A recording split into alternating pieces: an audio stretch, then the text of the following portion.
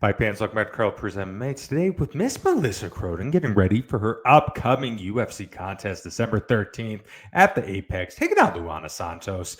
Melissa, how are you doing today? I'm good. How are you? Doing very good. Last time out, UFC debut, got a fight in Canada, got to find that big Vancouver card, got a beautiful finish there in the third round. You still living off of that high coming into this one? Um, it's kind of short-lived because I got offered to fight Luana pretty much, I think, 2 days after that fight. Um, so it was pretty much right back to the gym, right back to re-game planning and focusing on what's to come. But it definitely will. It's a moment that will stick with me for the rest of my life for sure. Absolutely. Obviously, mixed martial arts is blowing up everywhere right now. And I think, especially in Canada, for a while, we've always seen many mixed martial arts from Canada, but now we're starting to see a lot of female mixed martial arts from Canada. You've been doing this for a while. You've been dating back since 2016. What was it like breaking into the sport in Canada that day and age?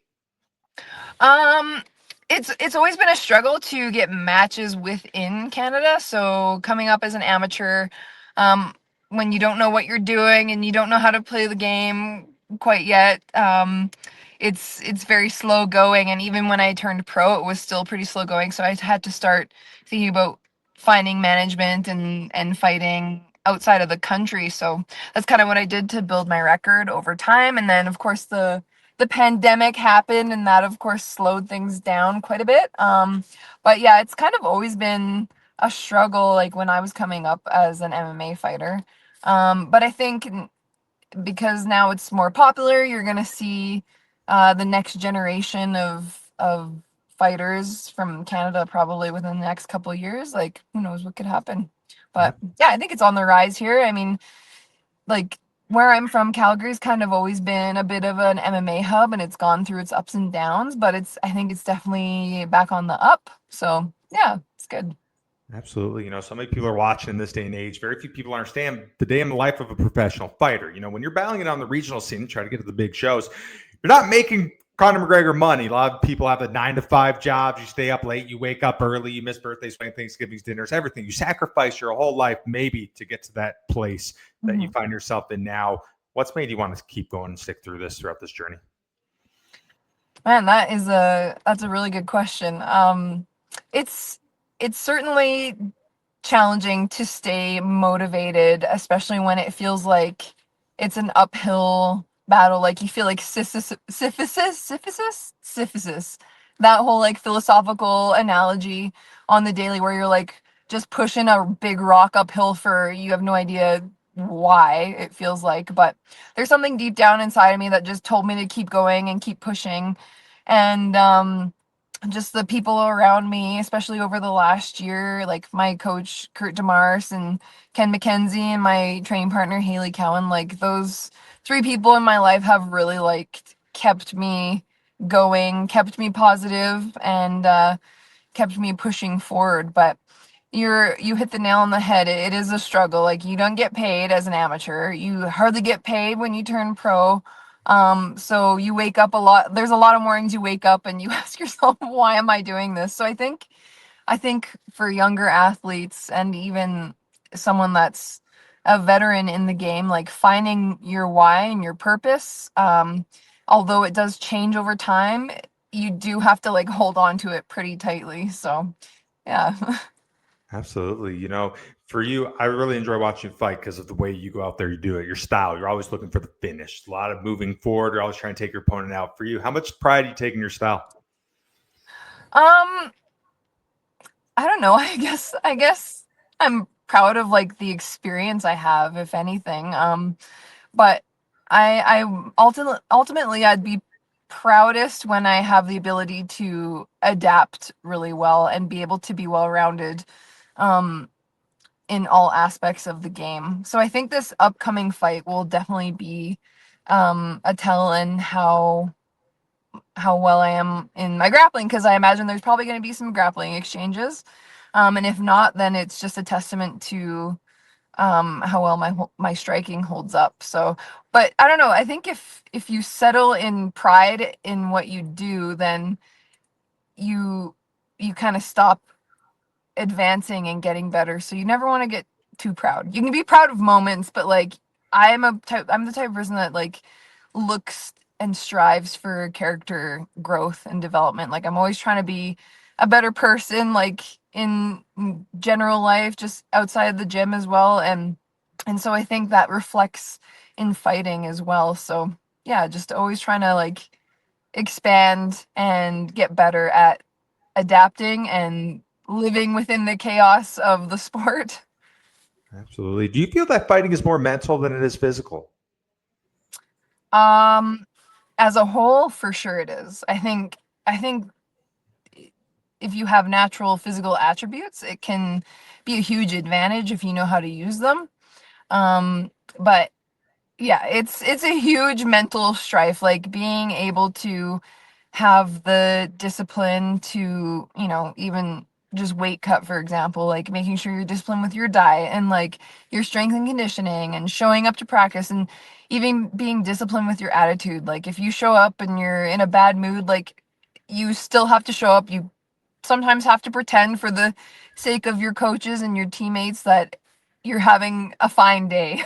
Although it does happen when you come into the gym with like not the best attitude, but there's grace for that. But yeah, I think a lot of it, I would say 90% of this game is mental for sure. Absolutely. A big regional promotion that we saw you fight on was LFA. Your first LFA contest took on Cavalcanti, obviously someone who's now in the UFC doing big things herself. For you, obviously, it didn't go your way. What were some of the takeaways from that contest? That was definitely that fight I reflect on a lot, even now, because it was I knew what the opportunity meant. Like winning that belt means you're pretty much your next fight will be in the UFC, and that's exactly what happened to Jacqueline. She got signed like 3 weeks after we fought. And like it just made me have to change a lot in what I was doing with my life. So I pretty much packed all my things and went to Texas and trained with Haley and her team at Blitz MMA, and then eventually made my way back home and settled back into the city in Calgary because I was living in a small town prior to. Um, and just like uprooted everything and reevaluated and just padded my record again, took a few more fights, and yeah, just somehow stayed motivated to keep going. Absolutely. A lot of people don't realize when you're at that position, you're fighting for a title like that. As you mentioned, maybe one fight away from going to the UFC. Then you got to have to rally back. You have to go through all these sacrifices, keep yourself motivated, try to get back there. For you, what was going on mentally during that time? Um, I think after that fight, like directly after, I wanted to know what to do next immediately. I didn't have like a voice of quit in my head. Like I knew that wasn't going to be my last fight, no matter if I made it to the UFC or not. But um, yeah, I took a week off because I'm pretty sure I sustained a bit of a concussion from that fight because Jacqueline can hit pretty hard. Um, so I took a week off and like went back to the gym pretty much right away and was like, "Okay, now what? Like, let's continue this." I was just in that like soldier mindset, I think. Absolutely. So you made your UFC debut earlier this year, took on Lisboa. Where were you when you got the phone call that you found out that you've been signed to the UFC? I was actually in the middle of a move. I was moving from into my new place, and I was driving to my mom's house where I had a few things stored, and I got a call from my manager and was like, I should probably pull over because I was about to freaking crash my brother-in-law's truck on the silent highway, and I don't think he'd be too happy with that. Now going into this one, take on Luana Santos. Overall, what do you think of her as an opponent here? I think Luana is going to be a really good challenge. I think no fight is the same and no fight camp is the same. And from this point on, it feels like each fight is getting more challenging and more challenging, which is what I anticipated. Um, but I think it's stylistically a good grappler versus striker fight, although I think people will be surprised by my grappling. So I I welcome the grappling exchanges. Like I've changed my mentality from, oh no, what if I get taken down, to okay, sweet. If we get taken down, I know what to do. Like I've been here plenty of times in the gym. Like I've put my time in grappling, so yeah, I welcome it. I'm excited. I look forward to being able to level up and get the experience from this fight. One thing I think is interesting about this one, both of your guys' last opponents is the same one. Both of you guys coming off of wins Yeah, against yeah. It's pretty cool, Yeah, eh? it is kind of cool, hey? Absolutely. So you're doing this one in the Apex. One thing I think is cool about the Apex, obviously, you're dealing with a smaller cage. A cage that more resembles the regional scene, like those LFA and those other type of shows. Do you see any benefit to that? I think it definitely plays into Luana's advantage because in order to grapple, you have to tie up with your opponent. But I've spent so much time in my career uh, with spent learning how to, you know, conduct control in the center. So I think my cage control is where it needs to be as far as this fight goes. So I think I'm gonna be able to manage the range. So I always say if you can control the range, you can control the fight. So that would be my plan. Luana's been around for some time. She's fought some great opponents in the UFC with a big win over Luana. Do you think that really kind of starts your climb in a big way up that division? For sure. I think she's number 15 right now. So I'm not sure how the rankings are decided, but I would assume if I beat her, I'd be within that 15, which is pretty quick to get there, I think. But I think given my age and how long I've been doing this, like this is what I've been waiting for. I'm ready for a fast climb, and I spoke to my managers about it. They were like, let's get this done. Like it's gonna be a fast ride up. So I'm ready for that. Absolutely. Joining you on that card, fellow Canadian, Miss Jamie Lynn Horth, fighting as well. Is that Yeah. pretty cool? Oh, I'm so excited. As soon as I got the call for this fight, I like was on the phone with her right away and was like, "Guess what? We get to do fight week together." I love Jamie. She's a fellow hillbilly like me, so Absolutely. It's funny. I was talking to Jamie a couple of days ago about this. And, when we talk about mixed martial arts in Canada, and I think for so long, all the talent was coming out of Ontario, was coming out of the East Coast. Now, when you look at Western Canada, you're starting to see some names, obviously, Jamie and Lupita. You have yeah. Radley De Silva, Chad Annaliger, some other big ones. It's kind of cool to see the West Coast getting some love in the MMA community now. Yeah, I know, because everyone's always from Ontario or like Montreal, and yeah, so we're here, we're around. Absolutely. For you, what's the ultimate goal? What do you want to accomplish here, Melissa? What do I want to accomplish in the UFC? Yeah. Um, just see how far I can take this. I would love to have like a good career. I know it's gonna be fast paced, and I'd like to get as many fights as I can and stay healthy, and yeah. Um, I'm just enjoying the ride, honestly. Like I'm just really grateful to be able to experience this after having waited what feels like a long time without any guarantee of a goal like this. Like when I set my mind on it, I was like, okay, like talking to myself internally, like it's not guaranteed. Um, but like let's just go for it. So I'm just happy that I get to do this. You're in a position now, you've developed the following, you have people looking up to you, obviously watching your fight. You're inspiring younger fighters, whether it be female fighters, Canadian fighters, whatever it is. What is it like now, checking your messages, Instagram, Facebook, seeing fighters reach out to you? Hey, you inspire me. I want to get to where you're at. What's it like being in that position? It's cool, and I like to be able to utilize my life experience for that kind of stuff because I think I have a lot to say to fighters in general to like, and I have a lot of advice to give. Like if anybody ever needs advice, I'm more than willing to help them out and point them in the right direction, although I might not have all the answers. But yeah, it's cool to be able to be in that position where you have those opportunities to kind of take on a leadership role. So it's definitely a new realization in my life, even in my home gym. Like, no, understanding and like realizing that there are eyes on you, especially a lot of the kids in our gym and stuff. So you kind of have to have a different self-awareness in that way. So I'm slowly, you know, taking that in and learning that it's a lot. Like a good person would take that as a responsibility and develop themselves as a person to be a leader. So I'm working towards that as well. Absolutely. For you, when you're either maybe cornering some other guys in the gym or, watching them fight, do you get more nervous for them than when you actually go out there and do it yourself? It's a different kind of nerve.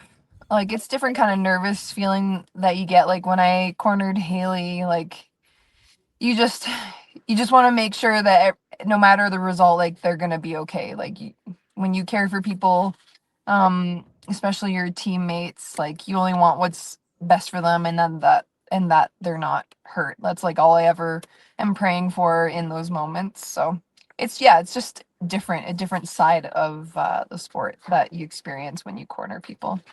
You mentioned Haley Cowan a couple of times. What's it like to have someone who's maybe that best friend type figure who also does this, who's also made it to the UFC, who's also found the same shows as you? It's the best. I love Haley. I talk to her every single day. um, she's definitely like a kindred sister. Like she and I have been through a lot together, and it's really, really special to have somebody that you can rely on and know that they're gonna answer the phone um when you need them the most. And it's funny because her and I don't even live in the same country, but I'm pretty sure I see her more than most of my friends here in Calgary. So it's yeah, I feel really lucky to have her. One of my favorite things about martial arts is the values that it evokes in people, the discipline, the morals. I've had so many people tell me on this show when they first started MMA, they're going down a bad path. They were lost. MMA provides structure, guidance to them to who they are today. For you, how do you think you have grown involved from being part of the sport? Um, it's funny that you mentioned that. I was actually on my walk with my dog. I was thinking about that today. Like, what have I learned from this? And man, like, where would I even begin? Honestly, there's so much it's hard to articulate or even know where to start in that regard. But um, I think it's important to, while you're pursuing something so specific and so difficult, that um it makes it really easy to appreciate smaller moments in life, like having time with family and like just soaking in special moments with the people that are around you. Like honestly, the people that the relationships I've built in this sport are like what mean the most to me and are the things that keep me going. So I think I've learned to see life differently. Like things are so fleeting. Like this is just a moment in my life. Like um so it's important to enjoy things while you get to experience them and be grateful for them while they're happening instead of wishing it was over, because then you'll be reminiscing soon enough like, oh, I wish I could be in the gym with this person, or I wish I could even like outside the gym, like I wish I could spend more time with my mom and that kind of stuff. So I think enjoying small moments is a big takeaway for me. It seems obvious, but it wasn't to me when I was younger. We've talked about how mixed martial arts become bigger and bigger in Canada. One sport that's obviously been big in Canada for a long time is hockey. And one thing I love asking the Canadian fighters is you guys fight on Saturdays from about November to April, May. There's hockey night in Canada on Saturdays. What's it like maybe trying to compete with the fans who are maybe watching the Flames instead of watching you? Do you see any of that?